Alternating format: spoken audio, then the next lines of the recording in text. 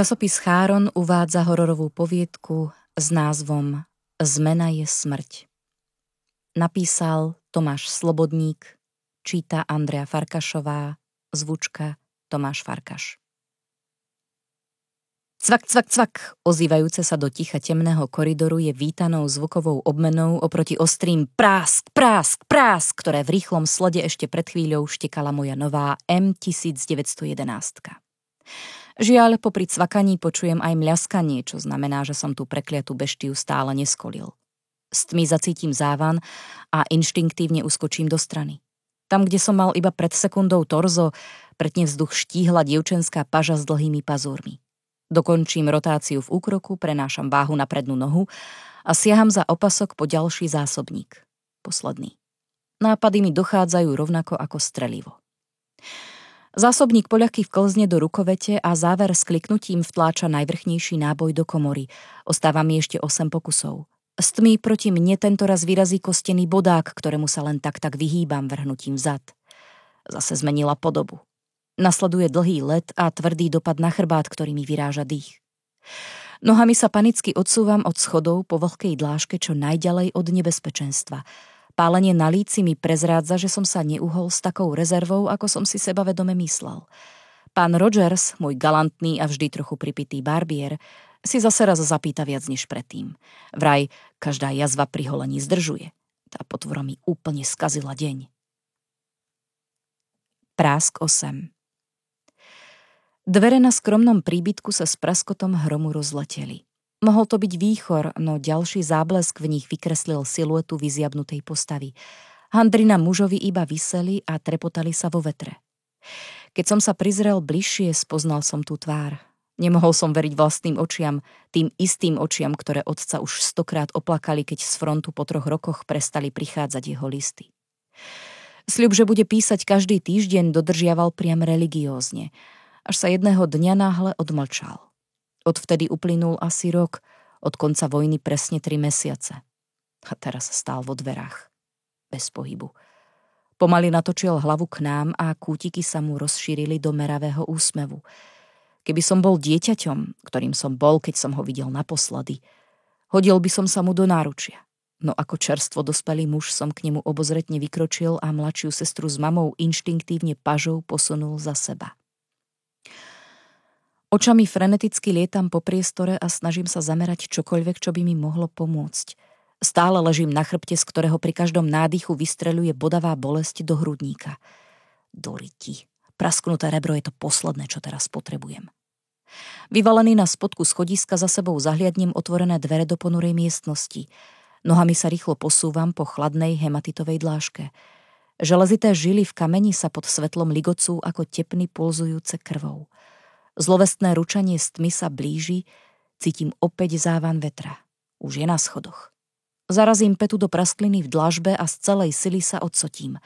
Na chrbte prehrmím cez prach dverí a z pier sa mi vyderie bolestný ston. Rebro završilo svoju transformáciu z prasknutého na zlomené. Nohou zabuchnem dvere a všimnem si masívny erb priamo nad nimi. Cez bolesti namierim na miesto, kde je ukotvený k stene. Výstrel sa ohlušujúco rozľahne miestnosťou. Obrovský testament niečej rodovej márnivosti tvrdo dopadá na zem a blokuje dvere. Pusti ma dnu, braček, počujem sladký hlas za dverami. Ani nevieš, ako veľmi si mi chýbal. Dodáva s odmlkou takou veľkou, že by sa do nej zmestila rakva dospelého muža. Chcem ťa do seba prijať celého. Teraz si ešte môžeš vybrať, ktorou časťou tela mám začať. Z toho nevinného smiechu mi tuhne krv v žilách a aj niečo iné. Stačí sekundové zaváhanie a popod zatarasené dvere sa hneď začínajú pretláčať 2 deformované končatiny.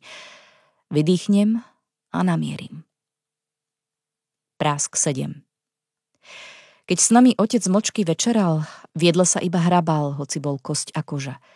Jeho hladné oči viac blúdili po matke než po mese, ktoré pripravila na oslavu jeho návratu. Mese, ktoré sme nemali už dobrého pol roka, pretože sme bez muža v rodine ledva dokázali prežiť.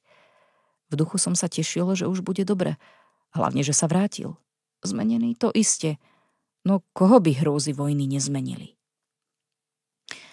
Výstrel zahrmí a guľka sa beští zavrta presne do stredu ľavého jablčka. Kusy kolena explodujú do priestoru. Ty zasraný hajzel! Zvrieskne v agónii. Tvoje prosenie o milosť si vychutnám ešte viac, ako keď skúčala tvoja milovaná sestra. Zmienka o sestre ma zaboli viac ako rebro zavrtané do pľúc. Teraz sa ide rozhovoriť? Po tom všetkom? No dobre, tak jej ešte trochu pomôžem rozviazať jazyk. Namierim pre zmenu na pravé koleno prevlečené popod dvere. Prásk 6. Smutný koniec tak rýchlo po šťastnom návrate nečakal nikto. Otec s matkou strávili celú nedeľu zavretí vo svojej malej izbe a nám dali dlhý zoznam povinností na statku. Nebol som hlúpy. Vedel som, prečo nás chceli dostať z domu. Túžili dohnať zameškané. Na druhý deň sme videli už len matku. Vstala nezvykle neskoro a vyzerala unavene. Vraj sa otec necíti dobre a nemáme ho vyrušovať. Navarila hustú polievku, nabrala nám aj jemu a odniesla misku do izby. Sama si nedala, hoci sa v jej očiach zračil hlad, iba za sebou náhlivo zavrela dvere. 2 dní na to otec umrel. Bol to jeden z tých upršaných dní, vietor sa preháňal nad nehostinnou krajinou a rieka, ktorá tiekla medzi naším statkom a Hradskou, sa vyliala z koryta. Odniesla so sebou lávku a s ňou aj jediný spôsob, ako sa dostať do mesta. Nebola šanca, aby sa k nám hrobár dostal včas. Dokonca ani zádušnú omšu sme nemali ako dať odslúžiť. Sestru to zlomilo. Vždy v slovo Božie verila z celej rodiny najviac. Modlil som sa za ňu, aby ju Boh ušetril trápenia, až neskôr som si uvedomil, že som sa mal modliť za niečo úplne iné. Keď som otcovo telo viezol na fúriku k hrobu, ktorý som deň predtým vykopal do rozmočenej zeme, zdal sa mi ľahký ako pierko. Studený dážď ma bičoval, kropaje mi tiekli za vytiahnutý golier kabáta a zmáčali mi chrbát košele. No vedel som, že čoskoro sa zahrejem. Mama iba mlčky sledovala sestru, ktorá sa striedavo modlila a plakala. Pokojné naučené slová prechádzali do bolestného kvílenia a zase späť. Nakoniec sa sestra prežehnala a mama ju odprevadila späť do domu. Rukami ju pritom ovíjala, ako by ju nechcela len zahriať, ale priam vstrebať. Ja som sa chopil pripravenej lopaty, aby som dokončil započaté. Venoval som otcovi posledný pohľad, no nemohol som sa prinútiť za ním smútiť. V mojej mysli umrel už dávno, keď prestal odpisovať. Stačilo prvých pár záberov s ťažkou hlinou na lopate a chlad, ktorý ma premkínal, vystriedalo vytúžené teplo. Bez zbytočného váhania stláčam spúšť, až kým neucítim známy kopanec v zápestí. Za zvukov animálneho ryčania pravým kolenom tej svine dekorujem druhý kút miestnosti. Rôsolovité zvyšky sa rozletia na všetky strany. Na moje prekvapenie krik rýchlo prerastie do rehotu. Ty úbožiak, poslúž si, o chvíľu ti to oplatím aj s úrokmi, vyhráža sa pološialene. V hlave počítam zostávajúce náboje a uvedomujem si, že stále nemám plán. Popod dvere sa začína preťahovať zvyšok splošteného tela, pružný a poddajný, ako by bol z kaučuku. Do ryti! Pomyslím si tak intenzívne, až to vyslovím polohlasom. Prevalím sa nabok a so škrípajúcimi zubami sa staviam na nohy. Ako sa ubolene napriamujem, padnú mi oči na olejovú lampu visiacu v strede miestnosti. Ťarbovo sa tackám tým smerom, keď za sebou počujem pohyb. Strhnem sa a drgnem do nej pritom ramenom. Z lampy začujem vytúžené zašpliechanie a iba kúsok od seba labužnícke zamľaskanie. Prásk 5. Vrátil som sa späť do domu a po rebríku vyšiel do podkrovia, kde som mal v malej debničke odložené listy od otca. Vždy som ich mal zoradené od najstaršieho po najnovší, posledný tak bol hneď na vrchu. Otvoril som ho a začítal sa. Očami som išiel slovo po slove a počul pritom otcov zvučný hlas, ako by mi to čítal on sám. Nevyzerá to vôbec dobre, syn môj, písal skrúšene. Posledné mesiace som čítaval stále to isté. Nepriateľ ich postupne zatláčal. Každý deň videl umierať kamarátov. Bol pripravený, že ďalším v poradí môže byť aj on. Včera v noci na nás znova zaútočila presila a my sme sa museli stiahnuť. Ešte jeden takýto útok a stratíme prístup k chrámu, pokračoval. Chrám spomínal už viac ráz. Objaviť ho stálo životy mnohých vojakov. Podľa otca išlo o vojensky bezvýznamný, hoci historicky cenný objav. Jeho veliteľ však bol presvedčený o opaku. Plukovník verí, že sa mu podarilo dešifrovať sanskrt pri vstupe a že tentoraz by sme sa mohli dostať až do kráľovskej komnaty. Neviem, čo dúfa, že tam nájde, no texty hovoria o niečom, čo dokáže všetko zmeniť. List som čítal ako dobrodružný román, no môj otec nebol dobrodruh. Bol to roľník, ktorý sa musel proti svojej vôli stať vojakom a precestovať pol sveta, aby bojoval za záujmy kráľovnej. A teraz sa mal z vojaka stať vykrádač hrobiek. Zajtra za úsvitu sa pokúsime dostať dovnútra. Keď dostaneš tento list, budem to už mať za sebou. Tak alebo onak. Vtedy som si myslel, že sa im to nepodarilo. Teraz mi už bolo jasné, že sa dostali dnu. No, nebolo mi jasné, čo sa dostalo von. Strhnem zbraň do strany za zvukom mľaskania, no je rýchlejšia. Švih mojej ruky bez námahy zastaví a s hlbokým nádychom sa zakloní. Ledva stihnem preniesť váhu na prednú nohu, z celej sily ma čelom udiera do tváre. Zakolíšem sa, spravím 3 neisté kroky vzad. Prudko zažmurkám, aby som zastavil svet, ktorý sa roztočil ako kolotoč na jarmoku, no nepomáha to. V hlave mi duní, obraz predo mnou nie a nie nadobudnúť jednotné kontúry. Stále sa mi nedarí zaostriť, neviem ani rozlíšiť, či sa práve pozerám na ňu alebo na visiacu lampu. Železitá chuť krvi mi skrúti ústa do znechutenej grimasy. Potrebuješ pofúkať? Prechádza do rehotu a vykročí ku mne. To je chyba. Teraz už aspoň viem, čo je moja nemezis. Potrebujem, aby si zdochla! Zakričím na plné hrdlo a robím pritom úkrok do strany tak, aby sa lampa dostala medzi nás dvoch. Namierim na kovovú nádobu a miestnosťou zahrmí výstreľ. Vedľa, poznamená podráždenie a utiera si z tváre olej. Prásk 4. Mama bola pre mňa vždy príkladom silnej, nezlomnej ženy. Dokázala sa o nás sama postarať a ešte aj obhospodáriť náš malý statok. Nebol to ľahký život, ale prežívali sme a to muselo stačiť. No keď prestali od otca prichádzať listy a my sme si boli čoraz istejší, že to neprežil, niečo sa v nej zlomilo. Iskra v jej oku sa vytratila, energia v jej pohyboch chýbala. Potom sa oplakaný otec vrátil a ja som veril, že sa vráti aj naša stará dobrá mama, ale to sa nestalo. Jeho rýchla smrť nedávala žiadnu nádej, že by sme jej láskavý pohľad ešte niekedy uvideli. Pozerala sa na nás s odstupom, s opovrhnutím, pozerala na nás, ako šelma pozerá na korisť. Hladne. Stále častejšie som sa utiekal k listom od otca a hľadal v nich odpovedi na otázku, čo presne v chráme našli. Na jednej z fotiek boli odfotení muži z jeho družiny pri masívnom klenutom vstupe. Celá budova bola obrastená džungľou, ktorá sa snažila zobrať si späť aj tento malý kúsok zeme a bolo jasné, že o niekoľko stoviek rokov sa jej to aj podarí. V zrne fotografie sa ledva dal odčítať nápis v nezrozumiteľnom jazyku, ktorý otec spomínal. Sanskrt. Prepísal som si ho na kus papiera s tým, že keď sa najbližšie dostanem do mesta, v knižnici sa pokúsim zistiť, čo je na ňom napísané. Mama sa v nasledujúcich týždňoch čoraz viac upínala na moju mladšiu sestru Maggie. Chodila s ňou všade, dokonca jej ponúkla spať s ňou v posteli. Sestra, stále otrasená smrťou otca, jej ponuku rada prijala. No, ako dni plynuli, začala chradnúť aj mama. Pod zámienkou, že potrebujeme nakúpiť zásoby, som sa vybral do mesta. Dúfal som, že tam nájdem odpovede, ktoré mi pomôžu zachrániť to málo, čo zostalo z našej rodiny. Do Ivernesu ma čakala dlhá cesta nehostinnou škótskou vysočinou. Čo dokáže všetko zmeniť? To boli posledné otcové slová. Spolu s nápisom v sanskrte som si ich zapamätal dokonale. Po príchode do mesta som ako prvé nakúpil lampový olej, ktorý nám skutočne dochádzal, až potom som zamieril do knižnice. Dvere som otvoril pomaly a úctivo, ako mi vždy prízvukovali, a muža v okulieroch s hrubým rámom som sa opýtal, kde by som našiel časť so starobilými jazykmi. Odkázal ma do najodľahlejšieho krídla, a kým som našiel, čo som hľadal, mesto zahalil ponurý večer.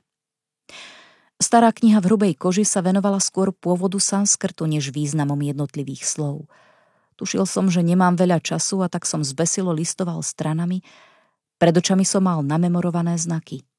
S útržkou slov som si v hlave postupne skladal obraz o význame toho, na čo som sa pozeral.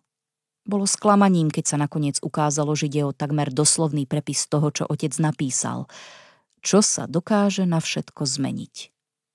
Skrúšený som zamieril do taverny, kde som si zaplatil najhoršiu izbu, objednal to najhoršie pivo a uložil sa na najhorší spánok života. Vtedy som ešte netušil, že budem spať už iba horšie. Práve naopak, kontrujem jej sebaisto. Potrebujem získať pár okamihov, aby sa mi vrátila istota do zápestia. Pri zostávajúcom počte nábojov si žiadne zaváhanie dovoliť nemôžem. Premeriavam si ju, pohľadom klžem po krivke jej bokov. V tejto podobe by bolo ťažké odolať jej s vodom. Je mi úplne jasné, že si ju zvolila iba preto, aby voči mne získala výhodu. A má pravdu. Niečo vo mne sa búri pri predstave vystreliť na ženu. Zo zamyslenia o morálke ma vytrhne zasyčanie a prudký pohyb ku mne. Spomínam si na prekrásnu kresbu podlahy, namierim pištoľ na dlažbu a stláčam spúšť. Náboj sa odráža a hádže nespočetné iskry. Rozliaty lampový olej v sekunde vzplanie a spolu s ním aj žena, ktorá sa ma práve pokúšala zabiť aj zviesť. Jedno z toho by som dokázal oželieť.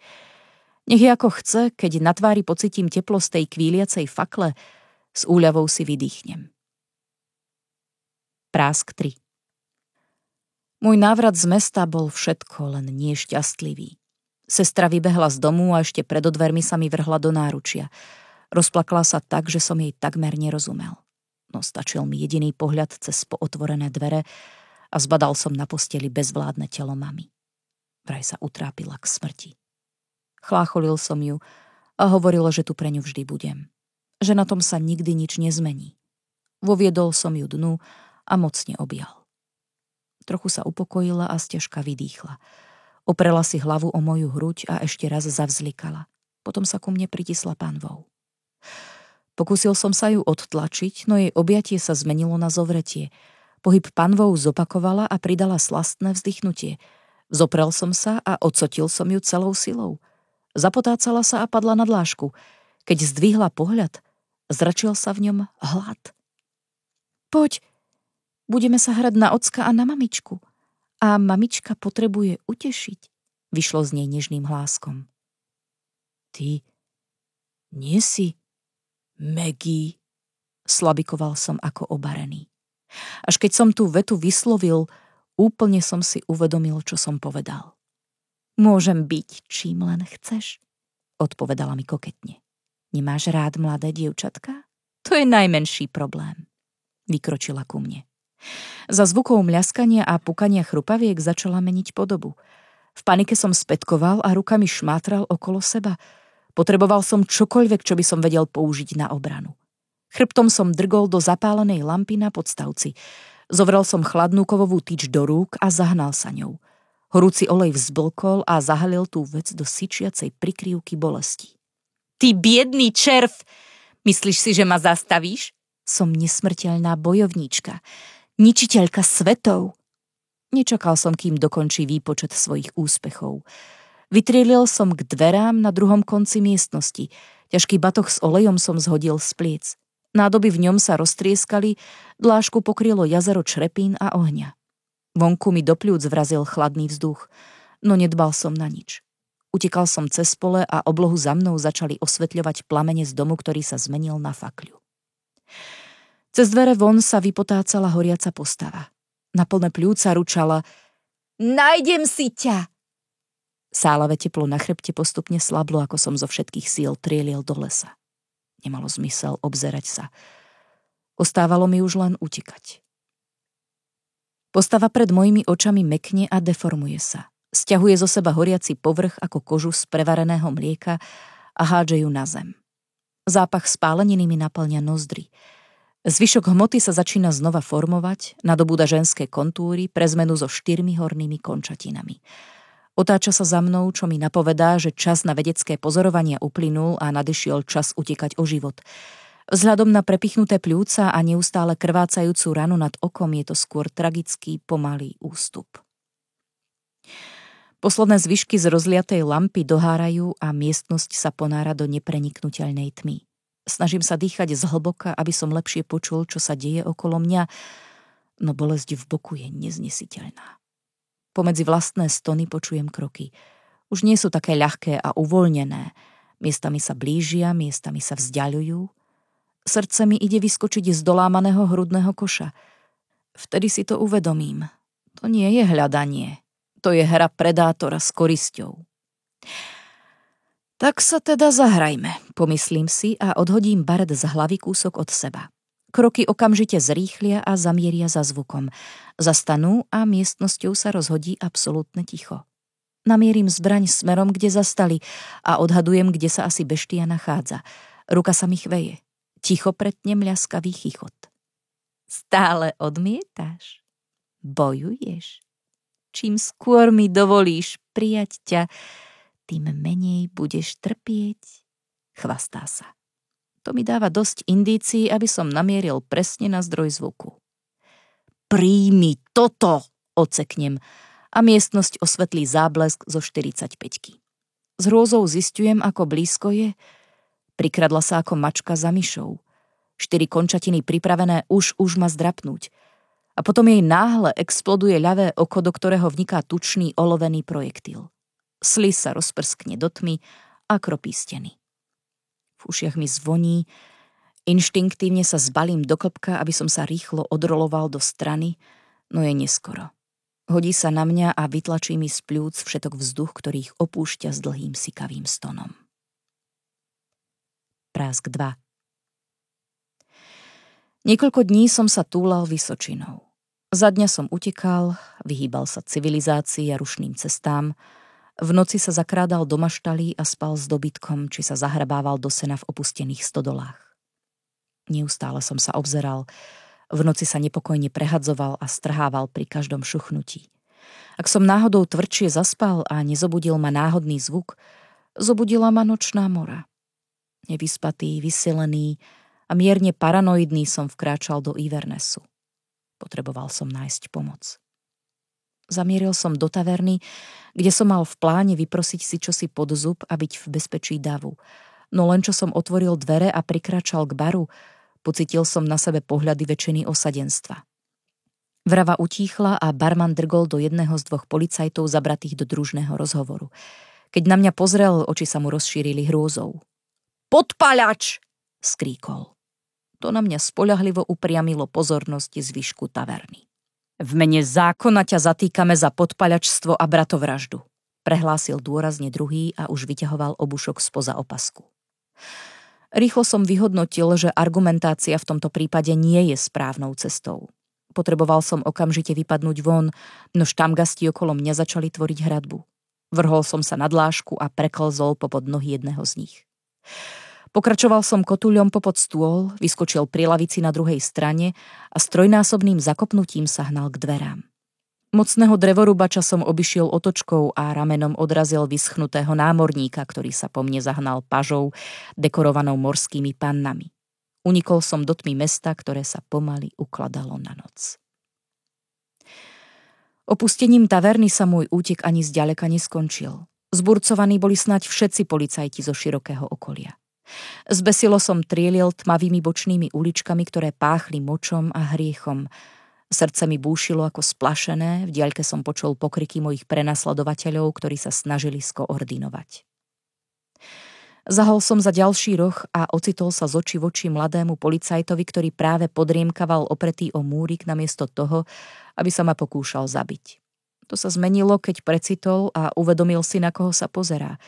Siahol po novom kolte M1911 a nešikovne sa snažil natiahnuť záver zbrane. Asi vyspával aj na strelnici. To mi dalo potrebnú sekundu navyše, aby som ho dobre trafeným hákom do brady omráčil a seba vyzbrojil. Môj útek sa mohol zmeniť na pomstu. A presne to som sa aj rozhodol spraviť. Len som najprv potreboval zistiť, komu presne sa idem pomstiť. Slabnúcimi rukami sa snažím vykrývať rany, ktoré sa na mňa zo všetkých strán sypú. Kolenami kopem do brucha, no jej telo je podajné, nárazy akoby pohlcovalo. Pravú nohu odzadu prehodím okolo jej krku, využijem silu stehna a prevrhnem ju vzad, kde jej krk zakliesním aj ľavou. Tlačím lítka k sebe najtuchšie, ako dokážem. Moja taktika zaberá. Jej údery sú miernejšie, kadencia pomalšia, končatiny ochabujú. Ale Niečo nie je v poriadku, ona ochabuje celá. Mení sa na mľandravú zmes a ja mám pocit, ako by som sa snažil škrtiť čerstvo vylovenú chobotnicu. Uniká mi zo zovretia. Z beztvarej hmoty rozliatej na dláške podo mnou vyrazia dve zdeformované výrastky zakončené bodákmi. Prudko prenikajú do mäkkého tkaniva pod mojimi kolenami. Nemám šancu včas reagovať. Vyrážajú von miestom, kde by som mal mať jablčko. Cítim pretrhanie väzov, ako by mi niekto do kolien navratal diery a nalial do nich rozstavené železo. Od bolesti ma napne navracanie, no bodanie v dolámanom hrudníku zastaví dávenie na polceste. Ležím na chrbte ako chrobák, ktorý iba čaká na zašliapnutie. Ruky sa mi trasú, pravdepodobne od šoku. Nemám nad nimi takmer žiadnu kontrolu. Ostrím na miesto v strede tej machule pod nohami, z ktorého sa opäť začína formovať silueta ženy. Priam si pýta guľku, ale roztrasenú zbraň nie a nie ustáliť. Pomaly vydýchnem, čo mi vleje aspoň štipku citu do končekov prstov. Potiahnem spúšť. Svinin zátylok sa rozpleskne po stene a tlak bodákov v mojich kolenách aspoň na moment povolí. Prásk 1. Bolo mi jasné, že potrebnú odpoveď nájdem buď to priamo v hrobke, do ktorej sa dostal otec, alebo v knižnici, kde som pri snahe o dešifrovanie sanskrtu narazil aj na množstvo textov o prastarých božstvách. Vzhľadom na to, že knižnica bola niekoľko ulíc odo mňa a chrám niekde v srdci indickej provincie Nagpur, rozhodovanie bolo pomerne jednoduché. Po tom, čo som na svoj zoznam zločinov pridal aj vlámanie, bolo otázkou pár minút, kým som pri tlmenom svetle zapaľovača našiel knihu v hrubej koži s reliéfom Ganéša. Ruch vonku medzi tým ustal. Stačilo mi prečítať niekoľko opisov, aby som zistil, že bytosť, ktorá sa pokúšala o môj život, sa volá Durga. Bojovníčka s mocou meniť svoju podobu. Na obrázku bola vyobrazená so 4 rukami držiacimi 4 zahnuté šable. Dúfal som, že túto jej podobu nikdy nespoznám.